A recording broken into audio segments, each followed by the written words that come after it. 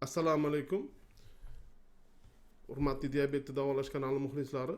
Tarmoqda, shu jumladan tezkor xabarlar kanalida qandli diabet birinchi tipni davosi topildi. Qandli diabet birinchi tip, insulin yetishmaydigan kasallar qandli diabetdan xalos bo'ldi degan xabar tarqaldi. Mana bu xabar qandli diabet ustidan g'alaba, insulin yetishmasligidan aziyat chekuvchi birinchi tipdagi kasallikning davosi topildi degan xabar tarqaldi. Birinchi tipni ustidan qanaqa qilib g'alabaga erishilayotgani haqida 5 ta xabar hozir sizlarga tayyorlab qo'ydim. Faqat oldindan ogohlantirib qo'yaman. Birinchi tip bemorlar buni ko'rgan, qarindoshlari, bemorlarning o'zlari menga yozishilarning foydasi yo'q. Men birinchi tipni davolamayman, lekin qanaqa yaxshi natijalarga erishilayotgani haqida sizlarga hozir aytib bermoqchiman. Bu xabarni eshitgan har bitta bemor, birinchi tipni egasi, insulin oladigan diabet odam o'zini o'sha yoshligidan, bolaligidan diabetini davolab yurgan vrachiga murojaat qilishi mumkin. Oldin xabarlarni oxirigacha o'qiymiz, eshitamiz, tanishamiz. Demak, bu hozirgi 5 ta ma'lumotni bizani Samarqandda Karina degan endokrinologimiz bor. O'sha endokrinologni xati bor. O'sha asosida o'zimga saqlab olgan xati asosida mana bu yerda mana shu xabarga javob bergandilar, o'z munosabatini bildirgandilar. Mana shu qisqacha bergan javoblarni men har bittasini internetdan topib, maqolalarini topib sizlarga tushuntirib bermoqchiman. Demak, bu xabarda o'zak hujayralar yordamida qandli diabetni birinchi tipini davolashga erishildi deb aytilyapti. Odamni o'zak hujayralari bo'ladi. Bu suyak ko'migida bo'ladi ko'pincha va har bitta to'qimalarning orasida, mushaklarning orasida ham, yog'ning orasida ham biriktiruvchi to'qimalarda, qonda aniqlanishi mumkin. Oshqozon osti bezini o'zida ham o'zak hujayralardan hamma narsa hosil bo'lishi mumkin. Undan go'sht ham hosil bo'lishi mumkin. Undan ma'lum bir faktorlar yordamida qon hosil bo'lishi mumkin va asab tolalari ham hatto hosil bo'lishi mumkin. Asab hujayralari ham. Bu hujayralar o'zak hujayralar deyishidan, stvolovoy kletka deyilishidan maqsad bu hujayralarga ma'lum bir ta'sirlar o'tkazib, undan xohlang yog', xohlang nerv, xohlang qon hujayralarini hosil qilish mumkin. Endi maqolani qaranglar. Maqola 2024-yil dekabr oyida chiqqan. Bu maqolani razboridan oldin men sizlarga bitta narsa aytib o'tmoqchiman. Jurnalistlar yoki ma'lum bir kanal egalari hype degan narsadan foydalanadi. Hype degani o'zi yozgan maqolani yoki o'zi chiqargan videoni boshqalar ko'rishi uchun ma'lum bir yangilik yoki xabar yoki mahsulot haqida ortiqcha shovqin-suron, e'tiborni qaratishni hype deyiladi. Demak, mana shu tezkor xabarlar ham shu narsadan foydalangan. Buni oxirida bilib olasizlar. Lekin hozir 5 xil diabetni qanaqa qilib birinchi tipini davolashayotganini, yangiliklarni o'rganamiz. Demak, bu maqola 2024-yil 24-dekabrda chiqqan va bu yerda hozir ko'rsataman sizlarga.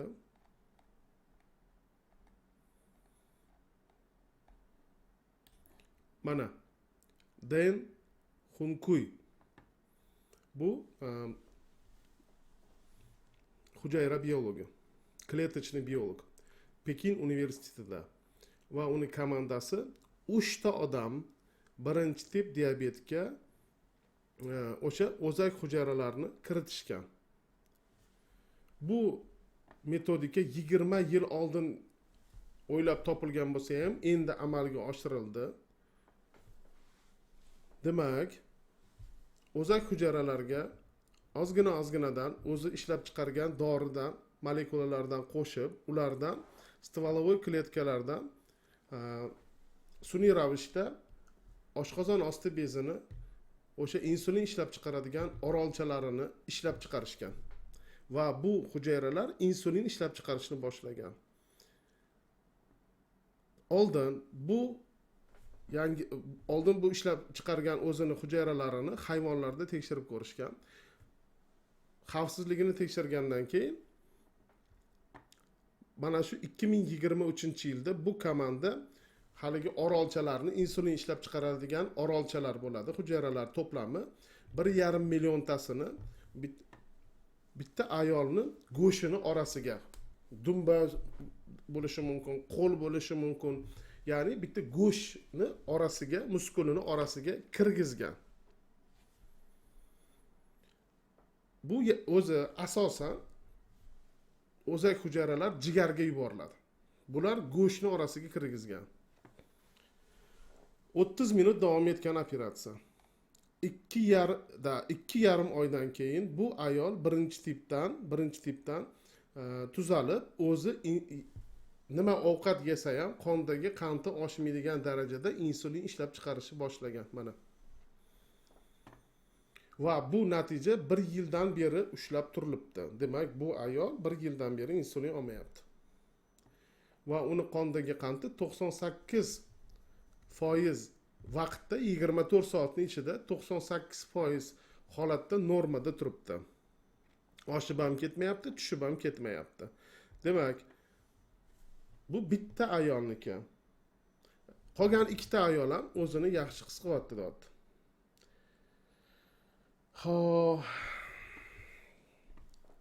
Bu tashqaridan kiritilgan hujayralarni organizm ko'chirib yuboradimi, ko'chirib yubormaydimi? Bu haqida xulosa yo'q. Lekin har doim tashqaridan bir narsa kirsa, organizm uni begona deb qabul qilib, uni o'ldirishga, uni ko'chirib yuborishga harakat qiladi. Mana pochka o'rnatgan bemorlarda ham ba'zi birlarida ular bir umr o'zi immunitetini susaytiradigan dori ichib yuradi, lekin pochkasi ko'chib ketadi. Ko'pchilikda qurib qoladi. Undan tashqari 2024-yilning iyun oyida Vertex Pharmaceuticals tomonidan 10 ta odamga mana embrionlar bo'ladi-yu, abort qildiradi-yu odamlar.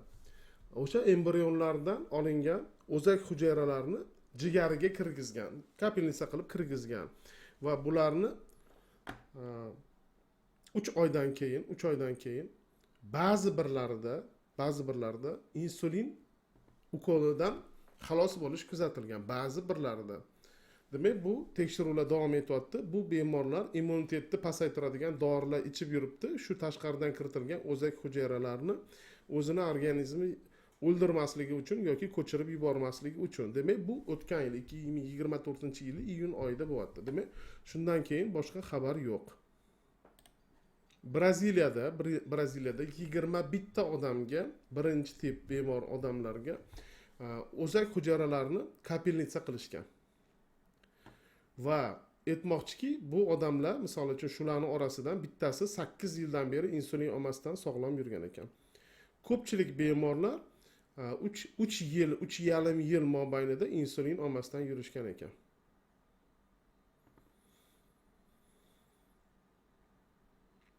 Lekin deyapti, hamma ham tuzalmadi. Ba'zi bir bemorlarda hech qanaqa o'zgarish bo'lmadi. Demak, ularga o'sha o'zak hujayralar tushmagan.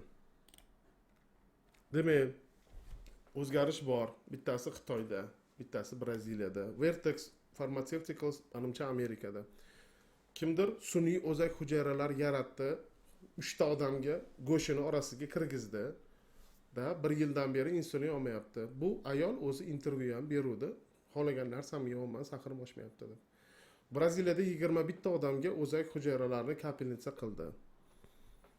Vertex Pharmaceuticals 10 ga yaqin odamlarga o'zak hujayralarini kapelnitsa qildi. Demak, Braziliyada tuzalib ketgan bemor 8 yildan beri ham insulin qabul qilmayotgan ekan, tuzalib ketgan. Qolganlari ham 3,5 yildan beri insulin qabul qilmayotgan ekan. Demak, yaxshi xabar hisoblanadi. Endi o'zimizda shu narsani hali hech kim yo'lga qo'ygani yo'q. Endi o'zingizlarni vrachlardan so'rab, aloqaga chiqib, balki tashabbus ko'rsatib, sizlarni qabul qilishadimi, qabul qilishmaydimi, borib shu muolajaga qildirib kelish mumkin. Agar buni iloji bo'lsa. Lekin hozir misol uchun Xitoyda 1,5 milliard aholi yashasa, 3 tagina odamga shu tekshiruvni o'tkazgan bo'lsa, hech qanaqa o'zbekga u narsani qilib bermasa kerak. Qilib beradigan bo'lsa ham bu operatsiyani puli $1,000,000 yoki undan ham qimmat bo'lishi mumkin. Braziliyada ham shu narsa bo'lsa kerak. Buni so'rab ko'rasizlar. Demak, bitta narsani aytmoqchiman, hamma hype'ga ham ishonavermaymiz, lekin bu yolg'on emas. Men sizlarga 3 ta maqolani ko'rsatdim. Bu yolg'on emas. Bor narsa o'zak hujayralari bilan davolash boshlangan. Mana 8 yildan beri agar yaxshi yurgan bo'lsa, demak 8 yil avval boshlangan. O'tgan yili Xitoyda 3 ta odamga sun'iy insulin chiqaradigan hujayralar qo'yilgan bo'lsa, demak 1 yil bo'ldi boshlanganiga. Kutib turamiz, natijasi bo'lishi mumkin. Keyingisi bu Lantidra degan preparat.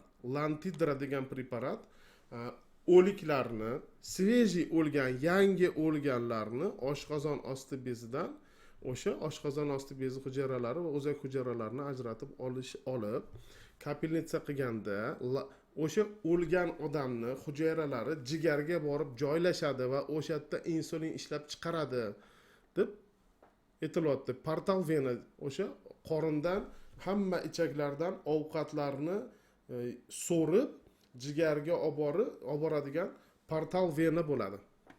Darvoza vena. O'sha darvoza venaga kapilnitsa qilinadi haligi o'likni hujayralari, o'lgan odamning hujayralari. Lantidra preparati. Bu tayyor preparat. O'sha yerda Amerikada o'lganlardan, sveji o'lganlardan o'sha ajratib bo'lgan. Va shu maqolani o'zida yozilgan. Lantidra diabetni davolaydigan dorimi desa yo'q deb yozib qo'ygan. Yo'q. Bu o'sha amaliy dori emas. Lekin bu shu yo'nalishdagi bir qadam. Demak, agar Lantidra haqida qanaqadir bir mashhur bloger Lantidra diabetni 100% davolab yuboradi degan narsa ko'rsanglar, ozgina haqiqat bor da odamlarga jo'natishgan 1 yil mobaynida bu odam insulin qabul qilmagan. Lekin bu amaliy dori emas. Mana misol uchun qaranglar. Insulin qondagi qandni tushiradigan amaliy dori. U amaliyotda ishlatilsa tushiradi.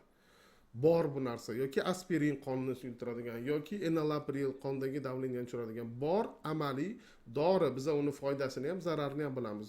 Lantidrani bu o'liklardan o'zak hujayralarini olib, odamni jigariga jo'natib, insulin ishlab chiqaradi deb aytishyapti. O'zbekistonda hali yo'q.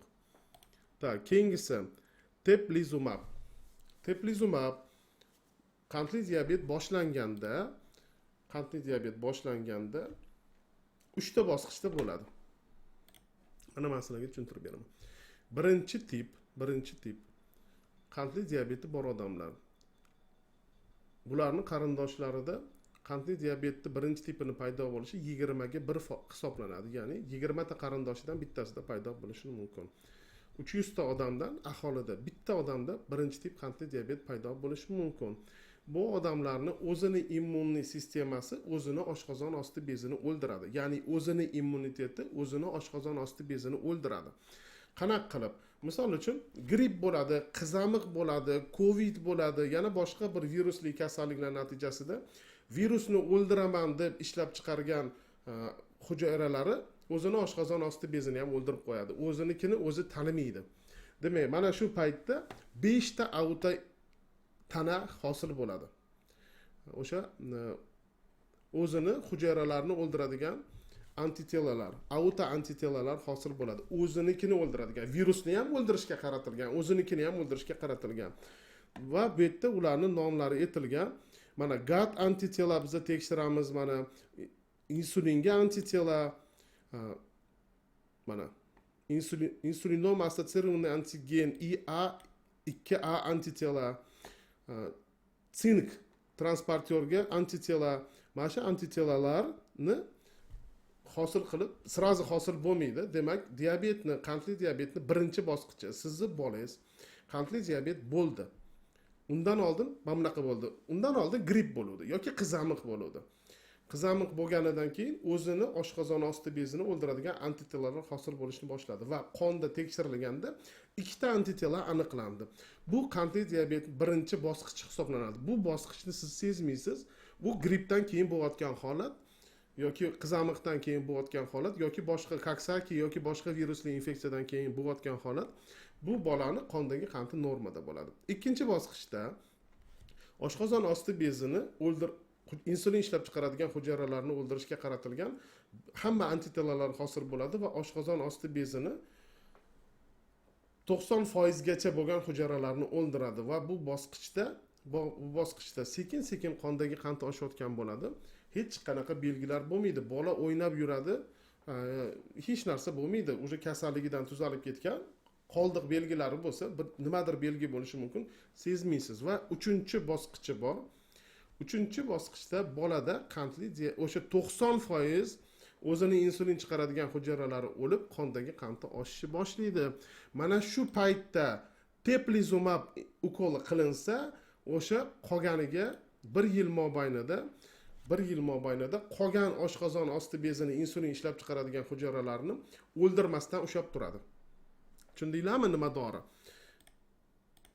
Demak, teplizumabni har kuni 2 hafta mobaynida ukol qilinadi va diabet 1-tipni boshlanishini 3 yilga kechiktirib beradi. 2 yilga kechirasizlar. 3-bosqichida 2 yil mobaynida ushlab turadi. Tirik qolgan 10% hujayralar insulin ishlab chiqaradi. Va keyingi tekshiruvlarda 7 yilgacha kechiktirishi mumkin deb aytilyapti. Bu uje diabet boshlanib bo'lgan, 90% o'lib bo'lgan. Teplizumabni qilib kuchayishini oldini olyapmiz. Demak, qandli diabetni to'liq davosi hisoblanmaydi. Undan tashqari yana tekshiruvlar qilinyapti. Aqlli insulinlar ishlab chiqishmoqchi. Aqlli insulinlar shunaqa bo'ladi. Qondagi qandni juda ham pastga tushirib yubormaydi. Misol uchun 2 ga tushganda ishlamay qoladi. Yoki 3 ga tushganda ishlamay qoladi. Qondagi qand oshishi bilan ishlashni boshlaydi.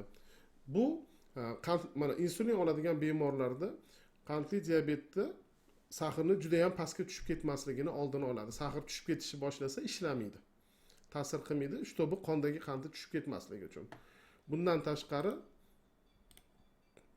garmin degan modda topildi. Garmin degan modda o'simliklarda bo'ladi. O'simliklarda aniqlandi, u odamning o'zida ham bo'ladi. Garmon ham deyishdi, uxlaganda ajraladi, uni rak sheyka matkaga ham foyda deyishdi, yana boshqa narsalarga ham foyda deyishdi. Nimaga foydaligini bilmasdan garminni sog'lom odamlarga berib ko'rishdi, asabiga ta'sir qiladi, boshqa narsaga ta'sir qiladi. Endi o'sha garminni mana oshqozon osti bezini insulin ishlab chiqaradigan hujayralari kamayib ketganda, garmin berilganda insulin ishlab chiqaradigan hujayralar ko'paygan. Demak, ertaga qaysidir bloger yoki qaysidir gazeta garmin diabetni davosi deb yozib chiqarishi mumkin. Mana uni tekshiruvlari o'tkazilgan. Xo'p. Bitta aytilyapti, odamda mana shunaqa ferment bor. Bu ferment beta hujayralarni ko'paytirmasdan ushlab turadi. Beta hujayralar bu insulin ishlab chiqaradigan hujayralar. Agar garmin bersak, bu tormoz olinadi va insulin ishlab chiqaradigan hujayralar ko'payadi. Ko'payib yetarlicha bo'lganda insulin qilmasa ham, demak o'zini hujayralari yetadi deb aytilyapti. Endi bu onkologiyaga aylanib ketishi mumkin. Shuning uchun bu yerda hali oxirgi fikr etilmagan. Onkologiyada hujayralar to'xtovsiz ko'payib ketadi. Onkologiyaga aylanib bu narsa insulinomaga yoki boshqa raklarga aylanib ketishi mumkin. Nazoratsiz ko'payib ketishi mumkin. Oxirgi fikr etilmayapti. Garmindan yana bitta narsaga qaytaylik. Mana qaranglar. Boyagi garmin sehrli dori emas. Mana bu yerda qandli diabetning 3 ta bosqichi bor va u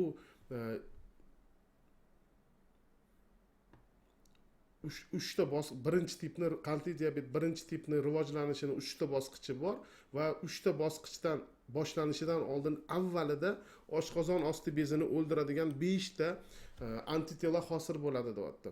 Siz garmin berib oshqozon osti bezini ishlab chiqaradi, insulin ishlab chiqaradigan hujayralarni ko'paytirsangiz, organizmni o'zini kuchlari u ko'paygan hujayralarni ham o'ldirib tashlashi mumkin. U hujayralar ishlab chiqargan insulinni o'ldirib tashlashi mumkin. Xalq tilida tushuntirsa yoki ishlamaydigan qilib qo'yishi mumkin. Mana shu narsalarni oldini olish uchun uni boshqa dorilar bilan boshqa immunitetni pasaytiradigan dorilar bilan birga qo'llashga to'g'ri keladi. Bu ko'payganini ham o'ldirib qo'ymaslik uchun. Bu narsalar hali amaliyotda ishlatilayotgan narsa emas. Sizni qo'yningizni cho'ktirmoqchi emasman. Mana davo topildi. 3 ta odam tuzaldi Xitoyda, misol uchun 10 ta odam Amerikada tuzaldi, 21 ta odam Braziliyada tuzaldi va bularni hozir tekshiruvlardan o'tkazilyapti. Yo'lga qo'yilsa, pожалуйста, borasiz yoki ular o'zi keladi, bu yerda davolanasiz. Lekin hozirgi holatda bunaqa xabarlarni o'qib, xursand bo'lib, haligi dopaminni kachela deydi, bir xursand bo'lasiz va bunga sizni qo'lingiz yetmasligi va hozirgi kunda buni iloji yo'qligini bilib, battar nastroyeniyingiz ko'tarilgandan ham tushib ketadi. Tushkunlikka tushmanglar. 5 xil yaxshi tarafda o'zgarishlar bor. O'zbekistonga bu narsa kirib kelishi yoki Turkiyaga kirib kelsa hech bo'lmasam yoki Hindistonga kirib kelsa, sizni qo'lingiz yetadigan, yetib bora oladigan joyda bo'lsa, bilaman ko'pchilik tayyor bu narsani qildirishga, narxlari ham yetarlicha odamlarni mablag'i yetadigan darajada bo'lganda bemalol borib ishlab ko'ramiz. Bu narsalar misol uchun endi diabet rivojlanayotgan bo'lsa, uni teplizumab qilib ushlab turish. Agar misol uchun уже rivojlanib bo'lgan bo'lsa, o'zak hujayralar bilan misol uchun muskullarning orasiga sun'iysini ko'chirib o'tkazish yoki o'liklardan yoki o'sha embrionlardan olingan o'zak hujayralarni jigarni venasiga kapilnitsa qilib, insulin ishlab chiqaradigan hujayralarni ko'paytirish, yaratish, mana shu narsani qilasiz. Vaqti kelsa qilasiz. Balki bundan ham yaxshi yangiliklar chiqib qolar. Ungacha sabr qilib, qondagi qandingizni normada ushlab, endi sizga kech, tuzalmaysiz, foydasi yo'q, sizga qilmaymiz deydigan darajada qondagi qandni, dietani o'sha saqlab, sportni qilib, qondagi qandni normada ushlab turinglar. Sizlarni ham vaqtinglar, sizlarni ham Xudo shifo beradigan kuninglar keladi.